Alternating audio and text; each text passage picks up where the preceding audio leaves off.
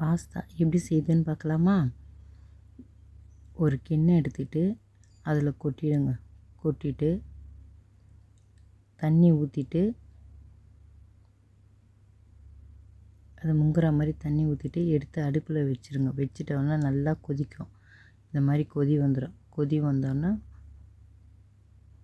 அது ஒரு 2 செகண்டில் வெந்துடும். வெந்த உடனே இது பாருங்க வெந்துருச்சு. அதை எடுத்து அப்படியே வெடிக்கட்டிடுங்க. வெடிக்கட்டிட்டு ஆற வச்சுருங்க அப்படியே. அதுக்கப்புறம் நம்ம எப்படி தாளிக்கிறதுன்னு பார்க்கலாம். அது தாளிக்க வேண்டிய பொருட்கள் வெங்காயம், பச்சை மிளகாய், கறிவேப்பிலை, தக்காளி இந்த மாதிரி அரிஞ்சு வச்சுக்கோங்க. மிளகாய்த்தூள், மஞ்சாத்தூள், உப்பு, கடுகு. இப்போ எண்ணெய் காஞ்ச உடனே கடுகு போட்டுருங்க. கடுகு பொரிஞ்ச உடனே வெங்காயம் அரிஞ்சு வச்சுருக்க பாருங்க, அதை எடுத்து அதில் சேர்த்துருங்க. சேர்த்துட்டு நல்லா வதக்குங்க. அதை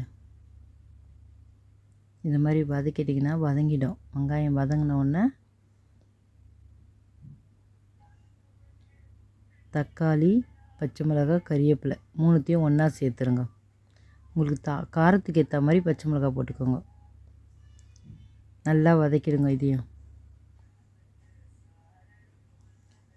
வதங்கின பிறகு மஞ்சாத்தூள் சேர்த்துருங்க, மிளகாய்த்தூள், உப்பு. இப்போ எல்லாத்தையும் நல்லா வதக்கிடுங்க. வதக்கின பிறகு இப்போ அதுக்கு தேவையான அளவுக்கு தண்ணி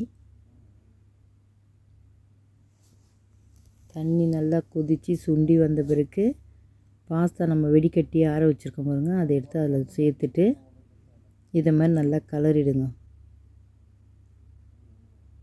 நல்லா கலரி விட்டுட்டிங்கன்னா தண்ணி இல்லாமல் சேர்க்கணும். பாஸ்தா தண்ணியோடு சேர்த்திங்கன்னா குழகுழப்பு வந்துடும். அதனால் தண்ணி இல்லாமல் சேர்த்துருங்க. அவ்வளோதான், பாஸ்தா ரெடி. சாப்பிட்டு பார்த்துட்டு எப்படி இருக்குன்னு சொல்லுங்கள். நீங்களும் செஞ்சு பாருங்கள். லைக் பண்ணுங்கள், ஷேர் பண்ணுங்கள், மறக்காமல் நம்ம சேனலுக்கு சப்ஸ்கிரைப் பண்ணுங்கள். தேங்க்ஸ் ஃபார் வாட்சிங்.